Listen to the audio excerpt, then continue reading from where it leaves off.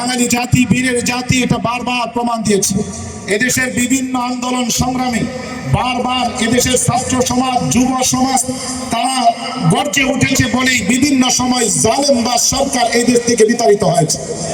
এদেশের যুব সমাজ, ছাত্র সমাজ এই বাংলাদেশ থেকে ব্রিটিশকে বিতাড়িত করেছে।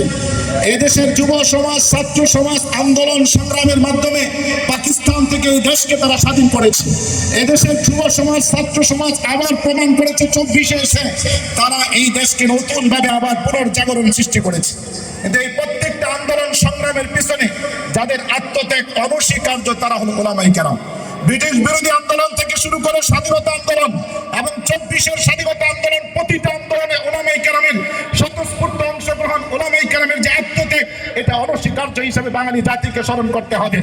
মনে রাখতে আমাদের ত্রিশাল উপজেলা আলেম সমাজের নয়নমণি, আমাদের শ্রদ্ধেয় বড় ভাই বিশিষ্ট আলেম দ্বীন হযরতুল আল্লাহ হযরত মাওলানা মুফতি জহিরুল ইসলাম সাহেব দামাত বরকাতুহু। আমরা আরেকটা বিষয় বলতে ভুলে গেছিলাম, আমাদের যেই 5টা দলের সমন্বয়ের সাথে কিন্তু আমাদের বৃহত্তর ময়মনসিংহে একটা অরাজনৈতিক প্ল্যাটফর্ম রয়েছে, ইত্তেফাকুল উলামা বৃহত্তর ময়মনসিংহ।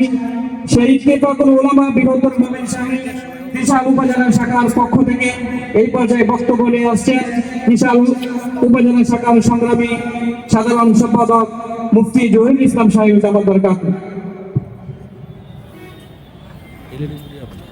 আলহামদুলিল্লাহ আলহামদুলিল্লাহ ওয়া কাফা ওয়া সালামু আলা ইবাদিহি আল্লাযীনা ইসতাফা আম্মা বা'দ।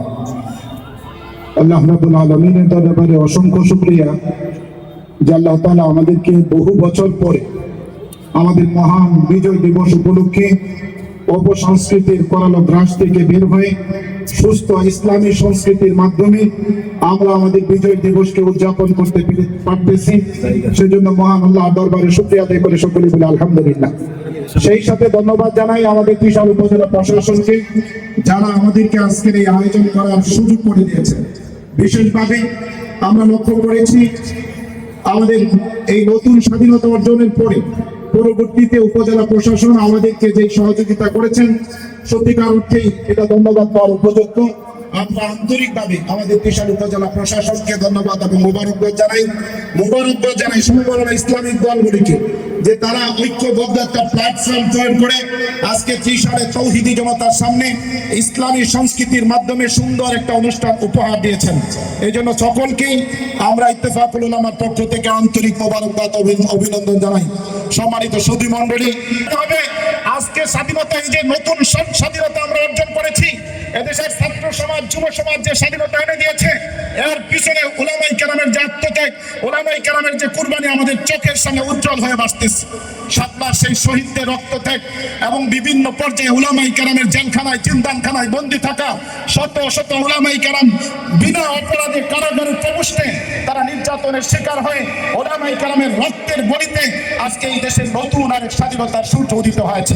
সম্মানিত উপস্থিতি, তৌহিদি জনতা, এদেশের ছাত্র সমাজ সকলের প্রতি উদাত্ত আহ্বান থাকবে, এখনো আমরা নিরাপদ না। আমার এই দেশের যে আমরা নতুন স্বাধীনতা অর্জন করেছি, এই স্বাধীনতাটাকেও গুণান্বিত করার জন্য আমাদের বিভিন্ন ষড়যন্ত্র এখনো বর্তমান আছে।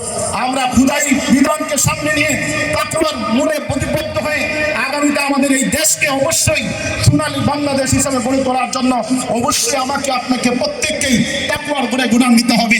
আমাদের সকলেই, আমরা যারা আলেম সমাজ, এদেশের ছাত্র সমাজ, তৌহিদি জনতা, প্রত্যেকে আমরা যদি তাওহীদের গুণে, তাকওয়ার গুণে গুণান্বিত হতে পারি, আগামীতে আমরা যে সোনার বাংলাদেশের স্বপ্ন দেখতেছি, ওই বাংলাদেশ আমরা গড়ে তুলব। অন্যথায় নতুন বাংলাদেশ বলেন, সোনার বাংলাদেশ বলেন, যদি আমরা আমাদের ভিতর তাকওয়া খুদাবিদকে আনতে না পারি, নতুন বাংলাদেশে হবে না, সোনার বাংলাদেশে হবে না। এই জন্য সকলের প্রতি এই দৃঢ় প্রত্যয় ঘোষণা করি, তাকওয়ার ভিত্তিতে আমরা আমাদের আগামীর বাংলাদেশ গড়ে তুলব। আল্লাহ তাআলা আমাদের সবাইকে তৌফিক দান করুন। ওয়া মা আলাইনা ইল্লাল বালাগ ওয়া আখিরু দাওয়ানা আলহামদুলিল্লাহি রাব্বিল আলামিন।